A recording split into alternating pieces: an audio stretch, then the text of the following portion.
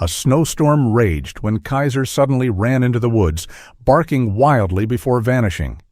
Jack chased through deep snow and melting ice until his dog's cries echoed from inside the mountain. Behind a frozen waterfall, he found a hidden cave, filled with rusted weapons, an M16 wrapped in oilcloth, gold bars, and a letter sealed in red wax. For my son, when the storm is over. Before we begin, please take a moment to subscribe to my channel and let me know where you're watching from in the comments below. Your support truly means the world to us. The wind slid down from the peaks of the Sawtooth Mountains, scattering frost across the valley like powdered glass.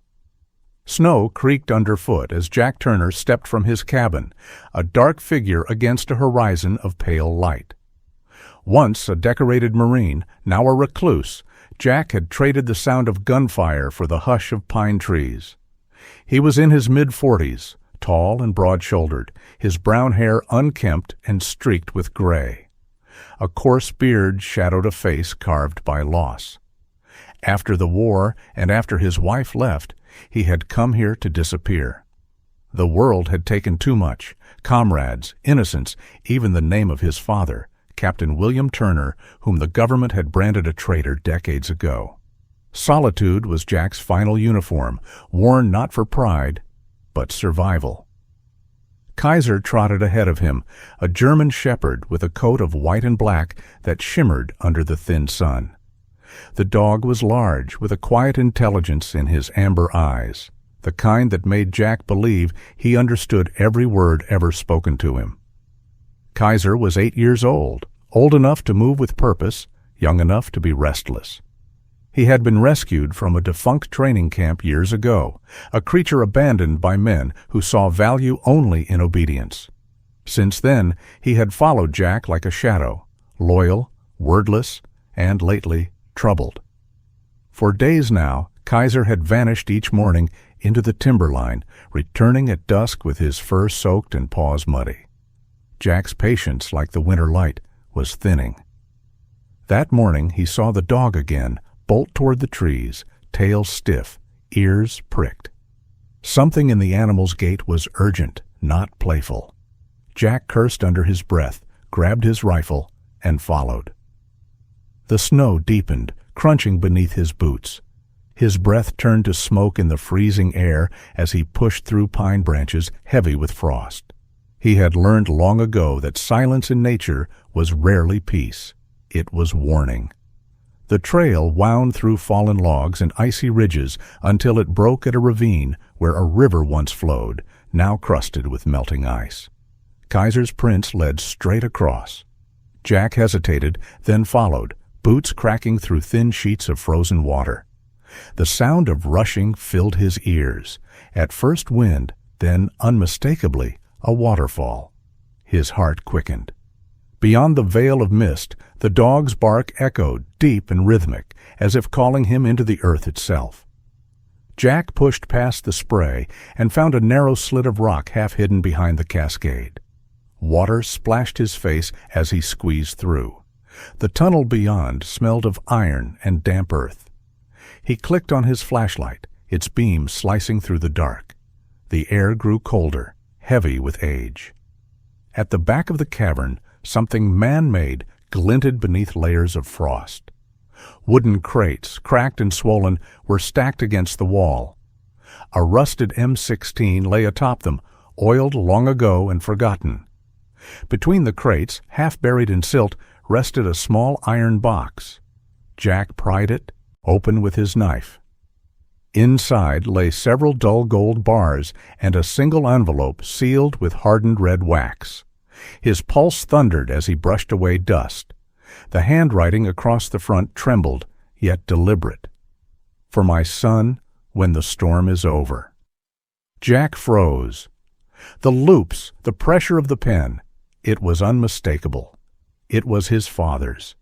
Captain William Turner, missing in action for over 40 years. A man condemned by his country, buried in dishonor, had just spoken from the grave. The flashlight flickered as Jack stood there, the letter in his hand, water dripping from his hair onto the paper.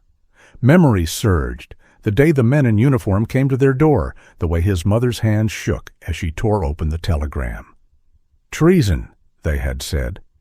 He had been only 6, yet he still remembered the look in her eyes, something breaking that never healed. The world had stolen his father, then told him to forget. Now that same world whispered from a cave beneath the mountain. Kaiser whined softly, stepping closer, eyes fixed on his master. Jack looked down at the dog and then back at the letter. The waterfall roared like distant artillery, echoing off the stone walls.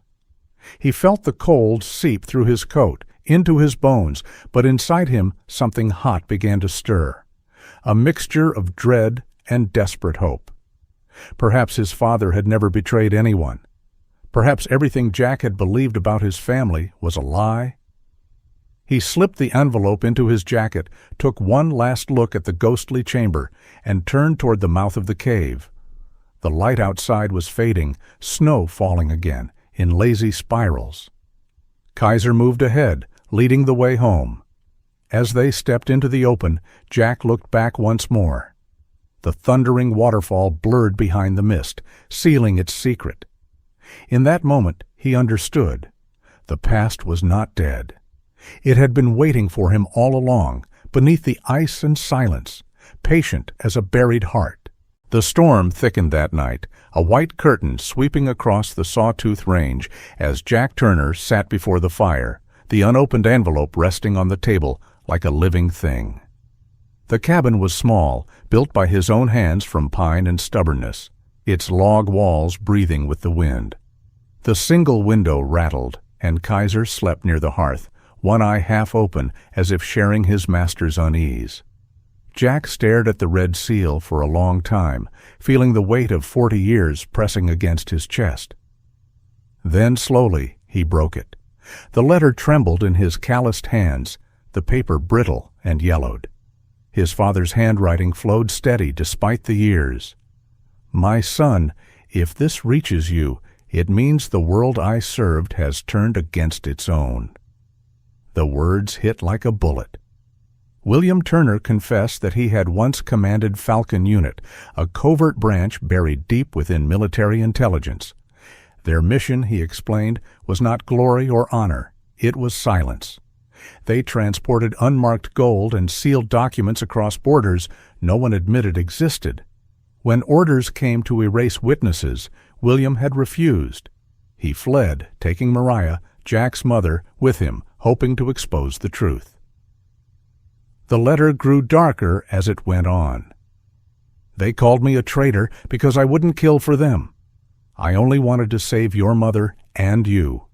If you find this, the records are buried where you stand. Protect them, and maybe one day the storm will end." Jack's hands shook as he finished reading. The fire popped, throwing sparks across the floorboards.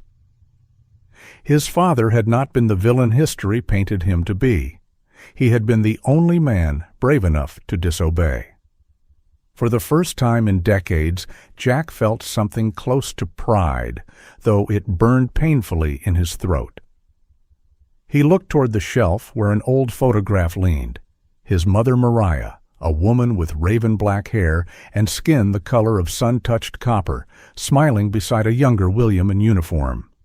Jack barely remembered her voice, but he recalled the smell of jasmine in her hair and the way she hummed when frightened. To think of her dying in pursuit of truth twisted the knife inside him. He poured whiskey into a dented metal cup and stared into the flames.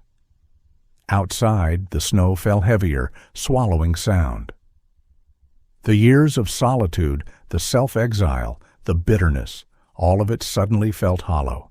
His entire life had been built on a lie told by men in suits who had never known the front lines. Kaiser stirred, sensing his master's turmoil, and patted closer. Jack rested a hand on the dog's broad head, the fur warm beneath his rough palm.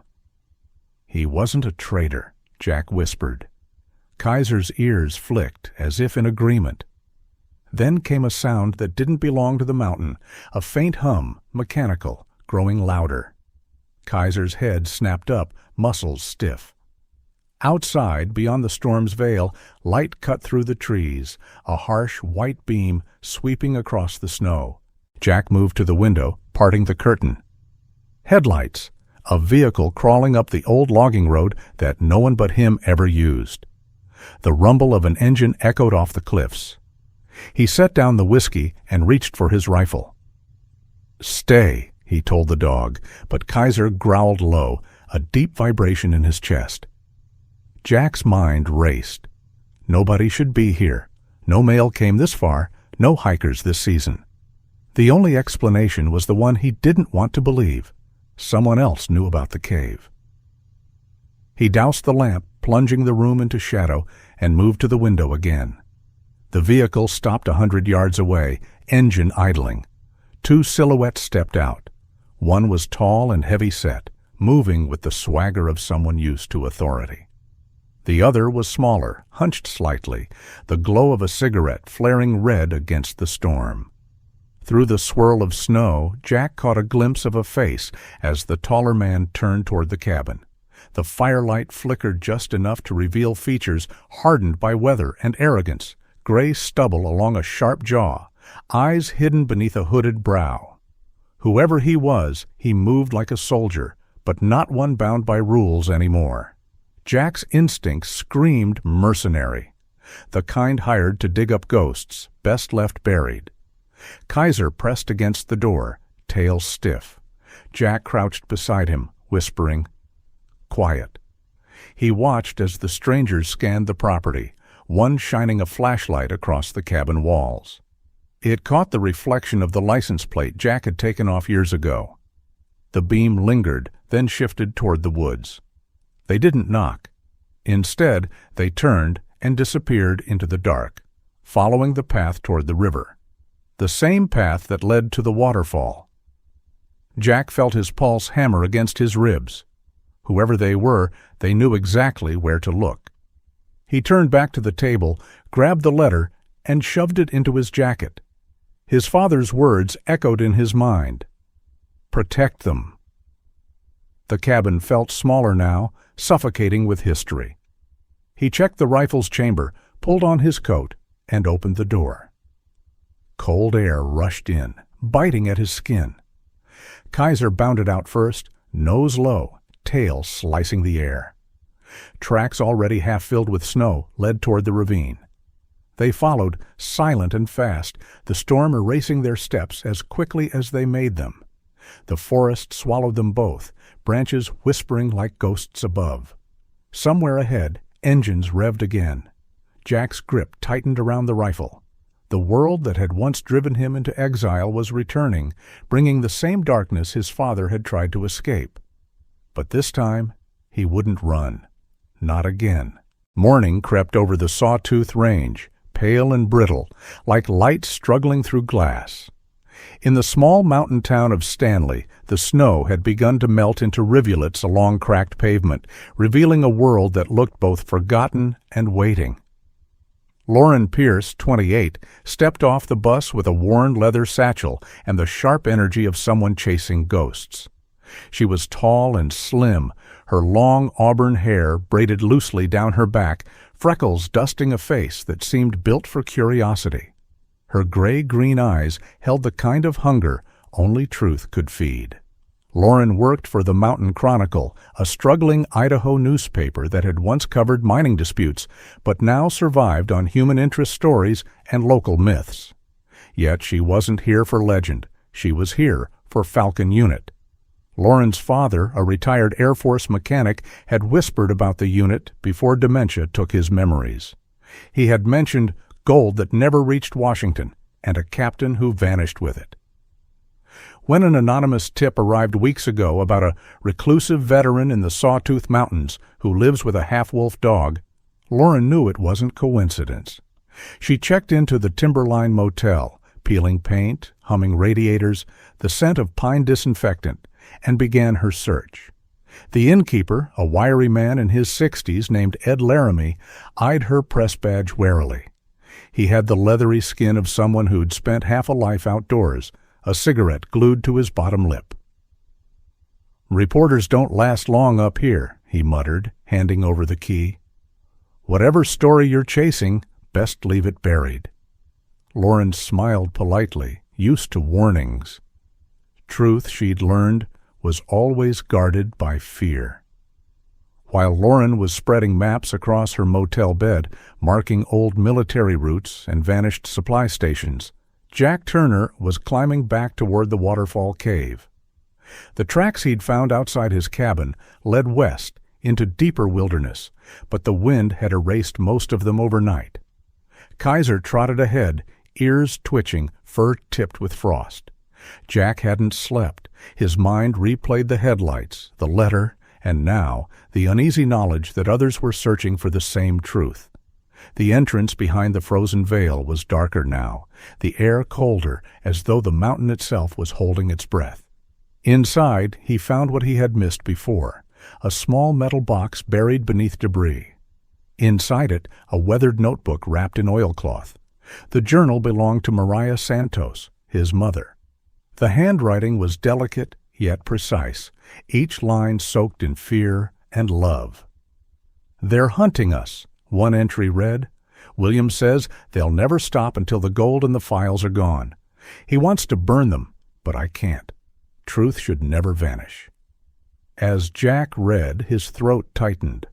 Pages told of long nights hiding in snow tunnels, of coded messages, of men she once trusted turning against them. Near the end, her words trembled. "If you find this, my son, forgive your father. He was only trying to save us." The ink bled where tears must have fallen. Jack closed the book and pressed it to his chest. For years he had blamed a dead man. Now guilt pressed heavier than the rifle on his back. Kaiser suddenly growled, low and steady. Jack's instincts ignited. He doused his lantern and crouched. From the cave entrance came faint crunching, snow shifting under boots. Someone was outside. He moved toward the edge and peered through the mist. 2 sets of tracks, fresh. Whoever they were, they had found the waterfall too. He could make out voices muffled by spray, one deep and irritated, the other lighter, nervous. The same pair from last night, he was certain. He waited, holding his breath, but after a few minutes the sound faded back into the forest. Still, something felt wrong. The prince stopped near the entrance, but didn't return.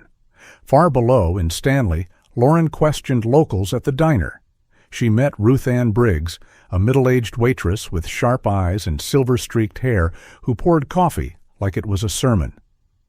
"You're not the first to ask about Falcon," Ruth Ann said quietly. "But the last man who did, he didn't come back." She handed Lauren a faded map showing old mining trails near Bear Creek Canyon. "If you're headed that way, bring a weapon. Folks say strange lights move through those woods at night." Lauren tucked the map into her coat. Fear brushed her spine, but she smiled anyway. "I'll bring a camera instead." As dusk fell, Jack buried the journal beneath his coat and started back toward the cabin. He hadn't noticed the drone of an engine miles away, the hum of a news truck climbing into Stanley, carrying Lauren closer with every mile. Snow began again, silent and merciless. Jack paused once to look at Kaiser, who stared back with knowing eyes. "They won't stop, boy," he muttered. "But neither will we." Somewhere behind them, near the waterfall, a faint red light blinked once in the dark, like an electronic eye, watching, waiting. By the 3rd day, the snow had thinned to a fragile crust, the kind that whispered beneath every step. Jack Turner stood outside his cabin, splitting wood, when he heard the crunch of tires on frozen gravel. The road that wound up here hadn't seen a stranger in years. Kaiser stiffened beside him, fur bristling, amber eyes fixed downhill. Jack set down the axe and waited. The old blue Jeep came into view, paint chipped, headlights dimmed by dust. When it stopped, a woman stepped out, slender, wrapped in a thick wool coat, her breath misting the air. It was Lauren Pierce. Up close, she looked even younger than her voice had sounded over the phone earlier that morning.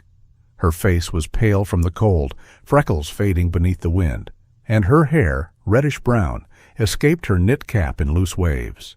She carried a messenger bag strapped across her shoulder, heavy with papers and a camera. "Jack Turner?" she called. Her tone was calm but deliberate, as if testing his reaction. Jack wiped his hands on his flannel shirt and gave a curt nod. "Depends who's asking." Lauren took a few cautious steps forward. "My name's Lauren Pierce. I'm a journalist. I think I know something about your father." That name, father, made Jack's jaw tighten. He almost turned her away right then. But Lauren reached into her bag and pulled out a worn photograph, edges frayed. It showed 7 men in military fatigues standing before a cargo plane, all smiling. One of them, young, confident, eyes sharp, was Captain William Turner. "This came from a classified folder leaked out of Mountain Base 12 years ago," Lauren said quietly. "I think someone's been covering up what really happened to Falcon Unit." Jack stared at the picture. The air seemed to thin around him. "Where'd you get this?" he asked. "From a man named Brewster," she replied. "Tom Brewster, Jr. He contacted my office claiming he had evidence your father stole government gold. But then he disappeared from the city 3 weeks ago. Someone saw his truck heading into these mountains." She hesitated, searching Jack's expression. "I think he's looking for you, or for what your father hid." Inside the cabin, the fire snapped between them as they sat across from each other.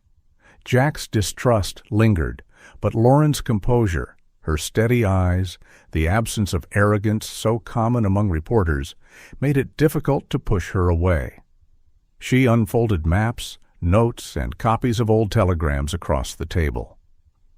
"Falcon Unit wasn't a standard operation," she explained.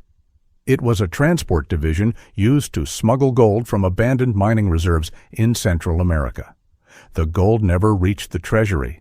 Most of it vanished, and your father, his name was the only one marked terminated." Jack's hands curled into fists.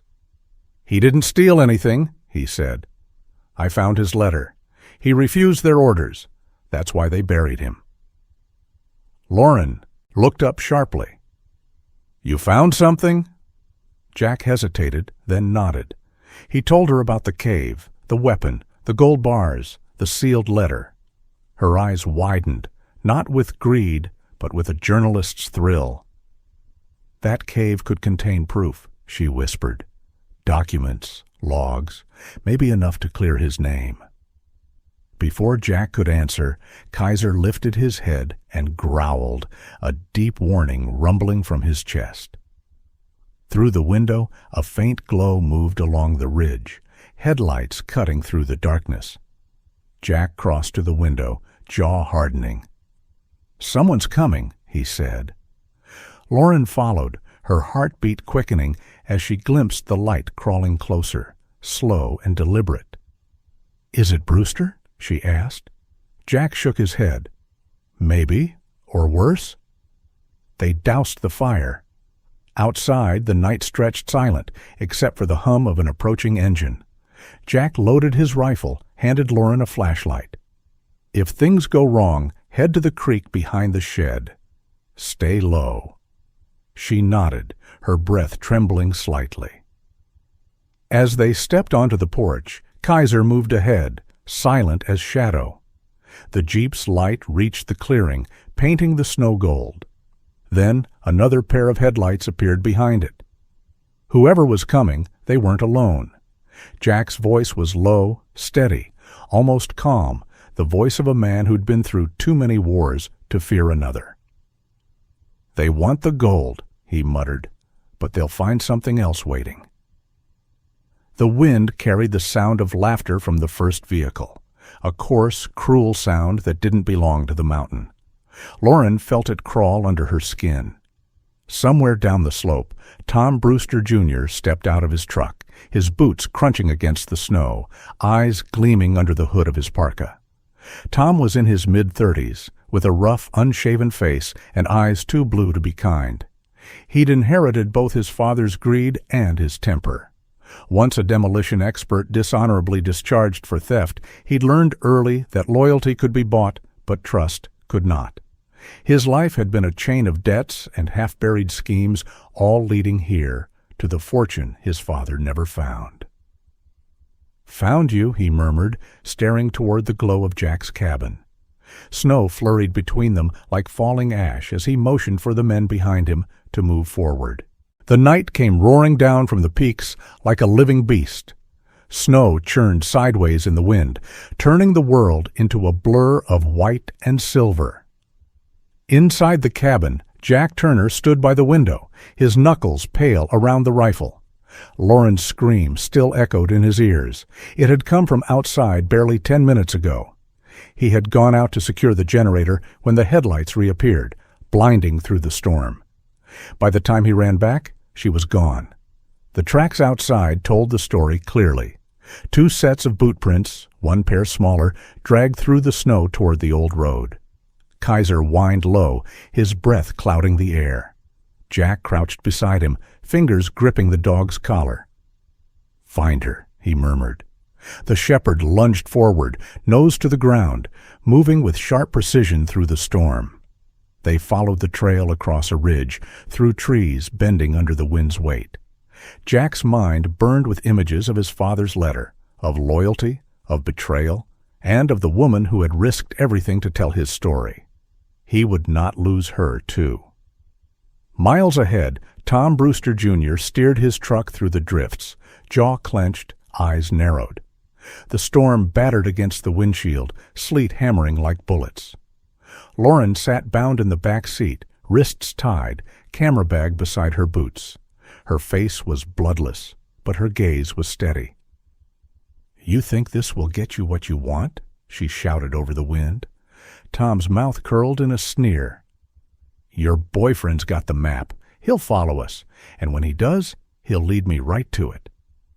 The man riding shotgun, Ray Mullins, a gaunt figure with a scar down his cheek, glanced back at her. Ray was the kind who spoke little, his eyes hollow from too many small wars and too many lies told for money.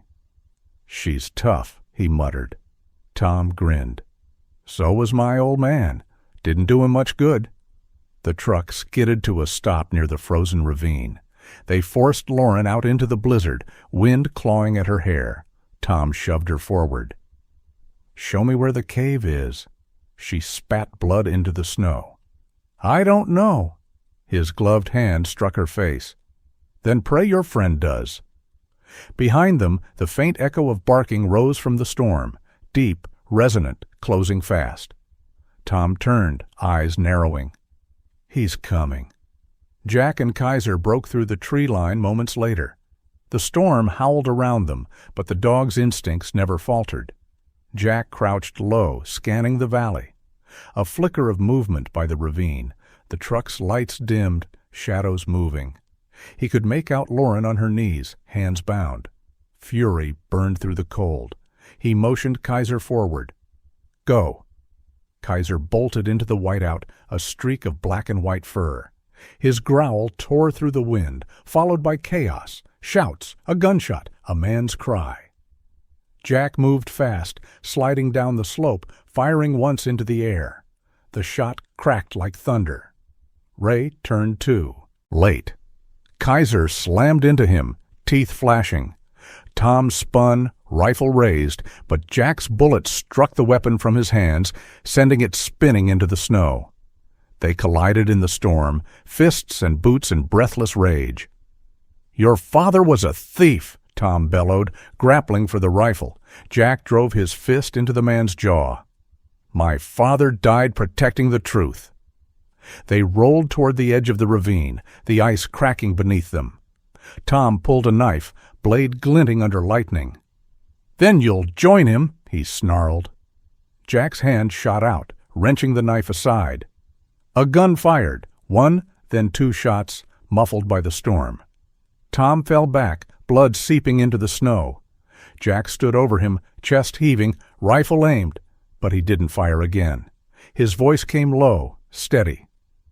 "My father didn't betray this country. He just refused to betray his soul." Tom's breath rattled once, then stopped.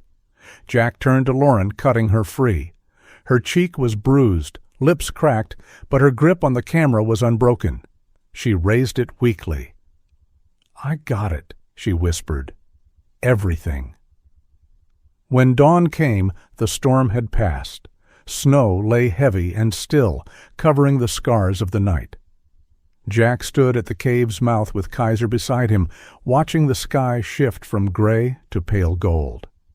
Down the mountain, faint sirens wailed, the sheriff's trucks from Stanley, summoned by Lauren's emergency signal.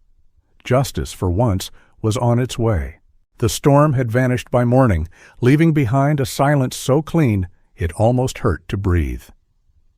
Jack Turner stood outside the cabin, staring at the pale horizon, the world reshaped by snow and sunlight. The mountains loomed behind him, ancient, unmoved, as if watching history rewrite itself. Kaiser lay nearby, his black and white coat shining under the weak sun, nose buried in the snow, tail twitching lazily.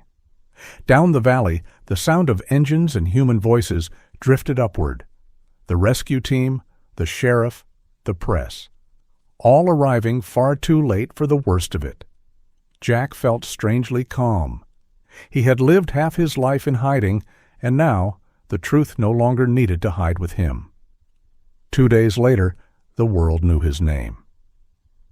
The Mountain Chronicle released Lauren Pierce's story first, a searing front-page headline printed above a grainy photo of the cave and the recovered documents. Lauren's footage showed everything: the storm, the confrontation, Jack's final words to Tom Brewster Jr., and the proof of a government-run operation that had turned its soldiers into scapegoats. Her narration was quiet and deliberate, her voice slightly hoarse from exhaustion. On camera, she looked older than her 28 years, the bruise on her cheek still visible, but her eyes bright with conviction.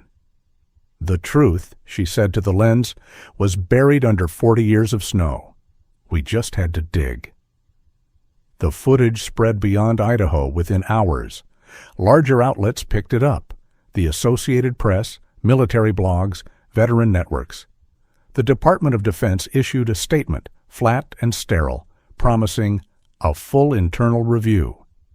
But when the reopened files confirmed Captain William Turner's refusal to follow illegal orders, the narrative shifted. He was no longer a traitor. He was a man who had chosen conscience over command.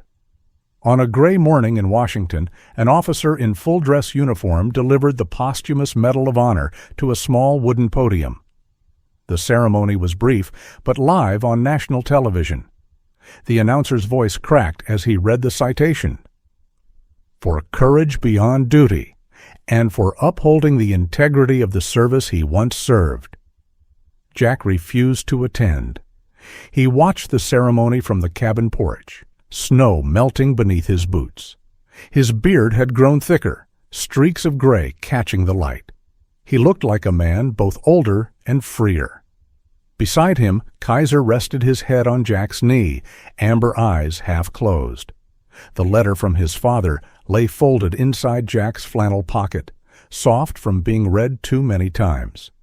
He wasn't sure what forgiveness felt like, but he thought this might be close. Lauren visited a week later, driving the same battered Jeep now covered in press stickers. She stepped out wearing a heavy parka, a camera slung over her shoulder. Her exhaustion couldn't hide the spark in her smile. "You didn't show up," she said. "Didn't seem like my place," Jack replied.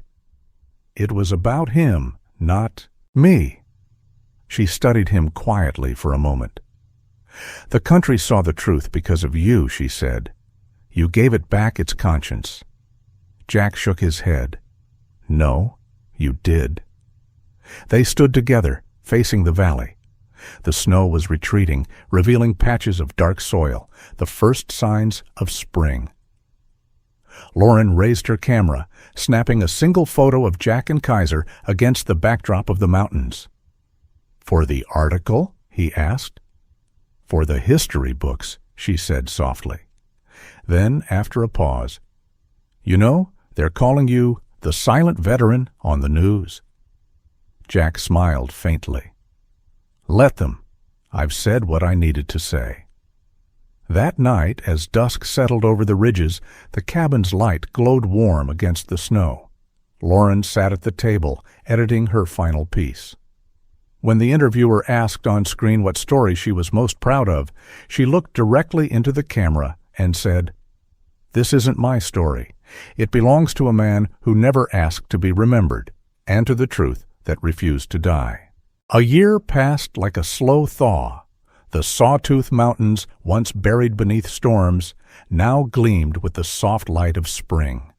The lake below the ridge, unnamed on any map, had been given a new title by the locals, Turner Lake. Its waters mirrored the dawn each morning, a still reflection of peace, hard won. Jack Turner stood by its shore, his flannel sleeves rolled to his elbows, the wind teasing the gray strands in his hair. He looked stronger now, lean, weathered, but alive in a way he hadn't been for years.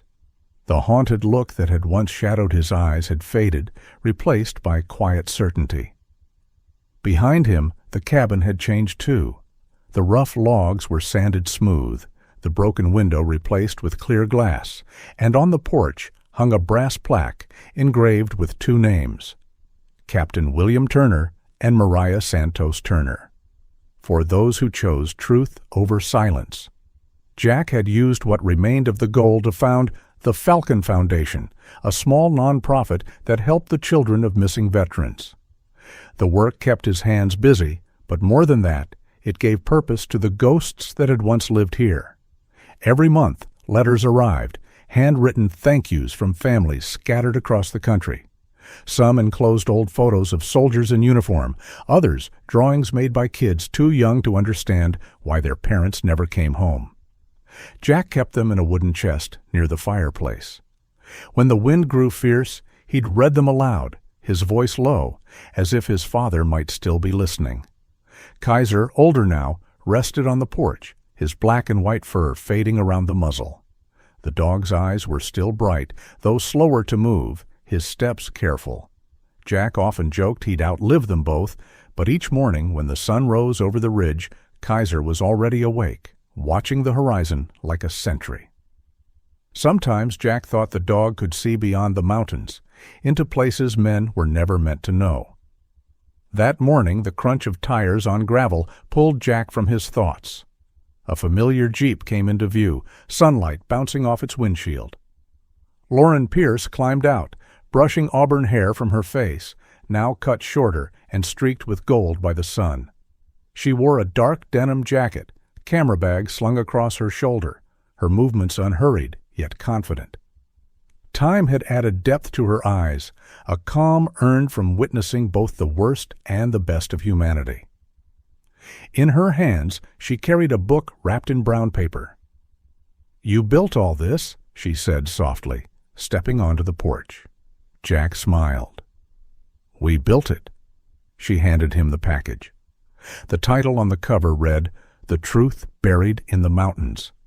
His name appeared beneath hers as a co-author. He turned the pages slowly, seeing photos of his father, his mother, and the frozen cave where it all began. "You told it right," he murmured. "No," Lauren said, her smile warm. "You lived it right." They stood together at the edge of the porch. The lake shimmered gold under the newborn sun. Kaiser lifted his head, ears twitching, as a flock of geese cut across the sky. Jack looked toward the water and spoke, his voice barely above the wind. "The road my father walked. I've reached its end. It's time to go home." The mountains answered in silence, and the morning light wrapped around them like a benediction. In the quiet light over Turner Lake, this story reminds us that even after decades of silence, truth can rise again, like dawn after a storm. Miracles are not always grand. Sometimes they come as forgiveness or the courage to face the past. Perhaps that is how God works, through the small, steady hearts that refuse to give up. If this story touched you, share it with someone who needs hope today. Leave a comment, Tell us where you're watching from, and subscribe for more stories of faith, redemption, and loyalty. May God bless and protect all who still believe in miracles, and may His light guide those who carry the weight of truth in their hearts.